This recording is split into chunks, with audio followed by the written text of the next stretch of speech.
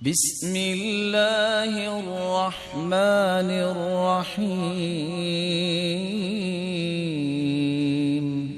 حدیث سنیے، اذا احب احدکم اخاہ فلیعلمہ ایاہ، جب کسی سے کوئی محبت کرتا ہے تو جامع ترمذی کی روایت اسے بتا دینا چاہیے۔ دوسری روایت میں آتا ہے یہ بتانے کے لیے کیا اس کو میسج کرنا ہوگا، ای میل کرنی ہوگی، ٹویٹ کرنا ہوگا یا واٹس ایپ پہ شیئر کرنا ہوگا کہ آپ کا نمبر مجھے مل گیا ہے اور آپ سے مجھے محبت ہے۔ حدیث کیا کہتی ہے؟ اذا احب احدکم صاحبہ، جب کوئی شخص کسی سے محبت کرتا ہے فلیأتہ فی منزلہ، اس کے گھر جائے، فلیخبرہ انہ یحبہ للہ، اور اس کو جا کے خبر دے کہ مجھے اللہ کے لیے آپ سے محبت ہے۔ اس سے آپ نے ڈرنا نہیں ہے کہ آپ میں سے اگر کسی کو محبت ہو جائے تو یہ سارے اٹھے اور آپ کے گھر چلے جائیں، پریشان نہ ہوئیے گا۔ رسول اکرم صلی اللہ علیہ وسلم کا فرمان میں نے آپ کو سنایا جو صحیح الجامع کا ہے، اور پھر آپ نے اس کا ایک سبب بیان کیا۔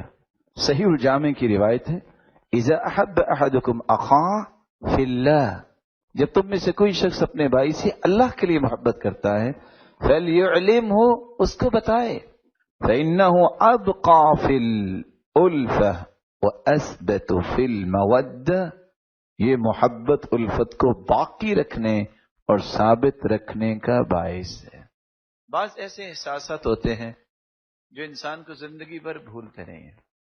سیدہ عائشہ رضی اللہ تعالیٰ عنہ پہ تہمت لگی تو ایک عورت آئی، وہ پاس بیٹھی روئی جا رہی تھی، بولی کچھ نہیں ہے کیونکہ اس سے بولا ہی نہیں جا رہا تھا۔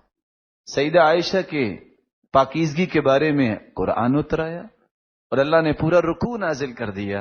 جب تک سیدہ عائشہ کی پاکیزگی کو کوئی حافظ قاری پڑھتا نہیں ہے قرآن مکمل نہیں ہوتا۔ لیکن سیدہ عائشہ کو پوری زندگی وہ عورت نہیں بھولی کہ اس کو میرا غم اتنا تھا کہ میں تو رو ہی رہی تھی کیونکہ مجھ پہ تو الزام آیا، اس نے بولا کچھ نہیں، بس میرے پاس بیٹھی رو رہی تھی۔ اور کعب رضی اللہ تعالی عنہ جب ان کی توبہ اللہ نے قبول کی تو وہ چھت پہ ہی تھے، اپنے گھر کی چھت پہ سجدہ ریز ہو گئے۔ جب مسجد میں آئے تو سب سے پہلے جو اطلاع دینے والے صحابی تھے ان کو زندگی بھر بھولے نہیں۔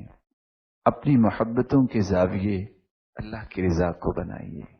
اللہ عز و جلال کے لیے محبت کرنے سے انسان کو وہ لذت ایمان کی ملتی ہے جس لذت کے لیے ہم عبادات کرتے ہیں۔